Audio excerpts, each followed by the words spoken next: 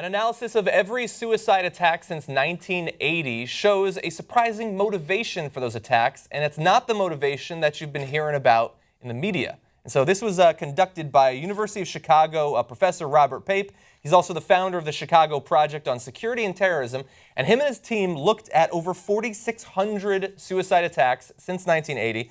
What 95% of all suicide attacks have in common is not religion, but a specific strategic motivation to respond to a military intervention, often specifically military occupation of territory that the terrorists view as their homeland or prize greatly. From Lebanon and the West Bank in the 80s and 90s to Iraq and Afghanistan, and up through the Paris suicide attacks we've just experienced in the last days, military intervention, and specifically when the military intervention is occupying territory, that's what prompts suicide terrorism more than anything else. So, ironically, people's heads will explode when they read those facts, and they'll say, no, it's the religion. Yeah. Right. So, listen, guys, please think about this for a second. Now, why do you need to do suicide terrorism if you're losing?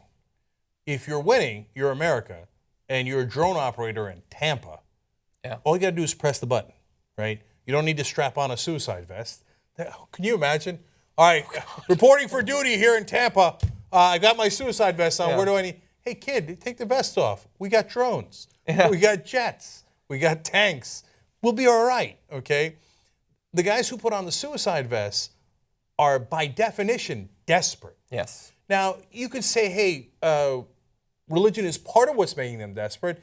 I would say that. Yeah, I think it is. Okay, right? And so it's driving them to a fundamentalism that's leading to take that extreme action. But also, obviously, part of what's driving them to that is that they're losing and they have no power. And as Pape is pointing out, they're occupied. There's been a military intervention.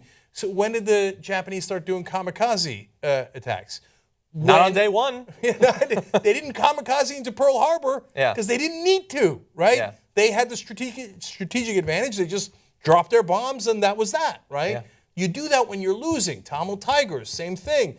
Muslim fundamentalists, same thing. So is there an element of politics involved here? Of course. If you can't see that, you've been blinded. Yeah. Right? Yeah, and look, there's much lighter versions here. Like we see a lot of extreme Christians who hate gay people, for instance.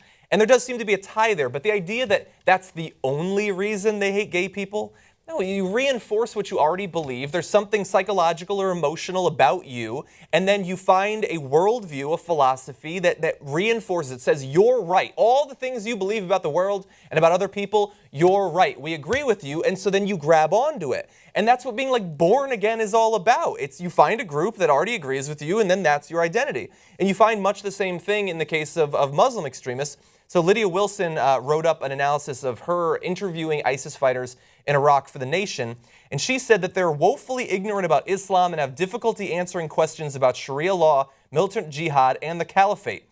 But a detailed or even superficial knowledge of Islam isn't necessarily relevant to the ideal of fighting for an Islamic State, as we've seen from the Amazon order of Islam for Dummies by one British fighter bound for ISIS. There's other motivations, and then the religion tells you everything you believe, philosophically and politically, is correct. God himself agrees with you. Right, and it gives them the motivation like, oh, I'm going to get into heaven, I'm going to, you know, and there's a better life ahead for me. So we get all that, right? But at the same time, you got to understand, they don't know anything about their religion, the good sides or the bad sides, right? They didn't read the Quran like that idiot deer that did the Planned Parenthood shooting. He was now claiming he did it for the baby. He's a warrior, quote unquote, warrior for the babies, right? You think he read the Bible? If he'd actually read the Bible, he'd know that God is pro-abortion. In several different parts, God talks about like, well, give her some toxic poison. Let's see if she miscarries. She miscarried? She was cheating on you. Right? So, but no plan B. Right. So these guys, it's to say that the text is the only thing driving them, don't look at any other factors. You'd have to be a little, okay, I don't want to insult anybody. I just want to say, you live in a black and white world. And that's the kind of the right-wing world, right? You're either with us or with them. You're the good guys or the bad guys, right? So it was only religion, right? No, religion is obviously one of the factors. But listen to the data that they're pointing out here, which is that, yes, people do this heinous thing when they feel cornered, right? So now... And it doesn't require religion, as in the case of Japan, as in the case of... there have been other international cases of secular, like before 2003, that's what suicide bombings were. They were conducted generally by secular people. Right, and in some cases, obviously, different religions, right? Yeah. So whether it's the Tamils, et cetera, right? And then it doesn't mean that every military intervention is wrong, right? So, look, there's a great debate about the Korean War. We at least got South Korea liberated, and it has made all the difference. Yeah. So you can't be in a black and white world in that sense either. No military intervention ever, right? Yeah. So obviously World War II was a military intervention of a sort, and thank God we did that. The question is, if you keep doing it over and over again, should you expect these consequences? And it appears that that is part of what normally ensues. Yeah. So we shouldn't be surprised by it. We should understand it so that we can know how to avoid it.